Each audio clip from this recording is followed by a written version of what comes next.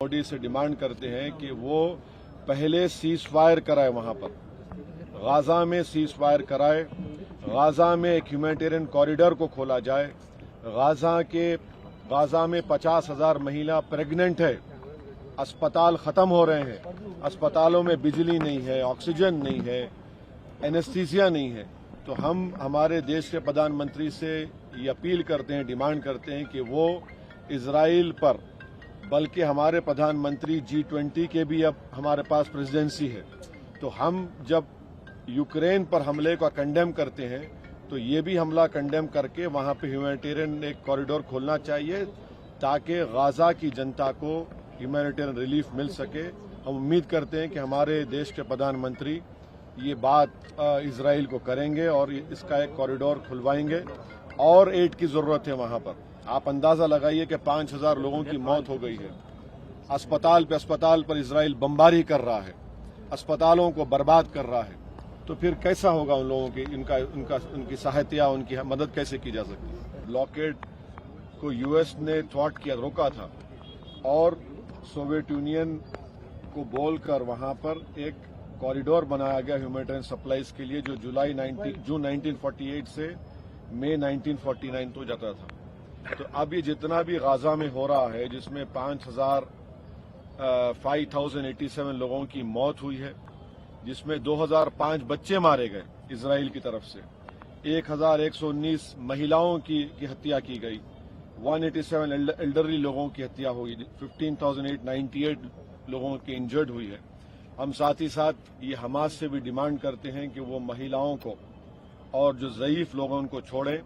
हम इजराइल से डिमांड करते हैं कि जो 6,000 फलस्तीनी जेल में हैं उनको रिहा करें, और आज भी इजराइल के जेलों में 1,000 से ज्यादा मासूम बच्चे हैं, इजराइल उनको छोड़े।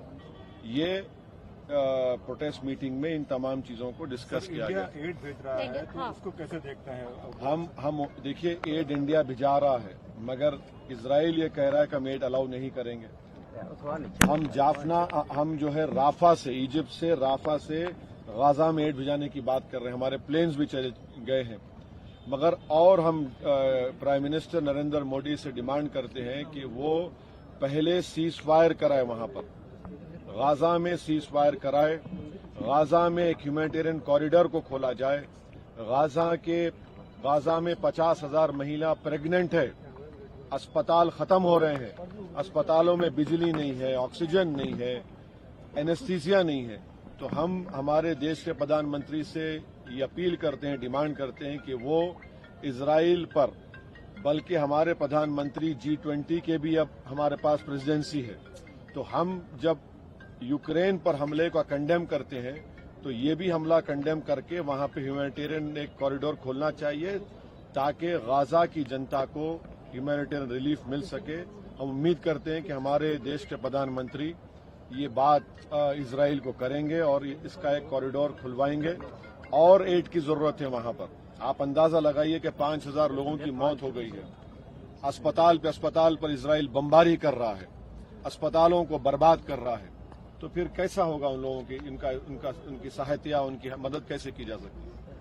सर, एक और एड के साथ आज प्रधानमंत्री ने भी कई देशों के हेड से बात की है, एफर्ट्स कर रहे हैं। नहीं, प्रधानमंत्री से अभी प्रधानमंत्री के पास दिसंबर तक G20 की भी जिम्मेदारी है।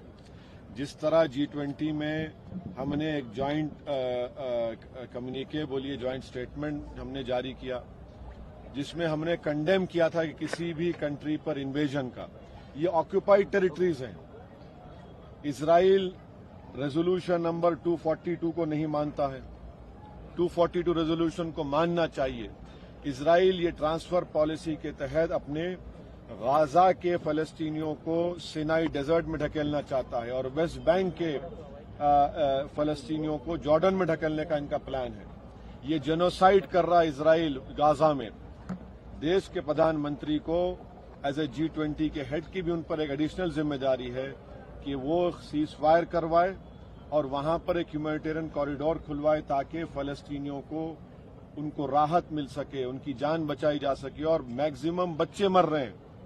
आप अंदाजा लगाइए कि 2,000 बच्चे मर चुके हैं। इससे बड़ा बर्बरियत क्या हो सकती है? क्यों सारी दुनिया खामोश बैठी हुई है?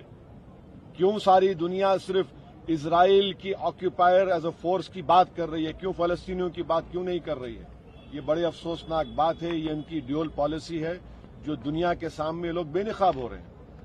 जिस तरीके से आज आपने मीटिंग की है, क्या आप कुछ इस तरह की मीटिंगें और करने वाले हैं या फिर कुछ और जो पूरे देश भर के जो नहीं, हम तो यहाँ पर अपनी जिम्मेदारी को निभाए हैं और हम ये सबूत दे रहे हैं कि हम फलस्तीन की सॉलिडारिटी के साथ हैं। हम फलस्तीनियों पर जो जुल्म जेनोसाइड उन पर हो रहा है इजराइल की तरफ से, उसका कंडेम करने के लिए हम जमा हुए हैं।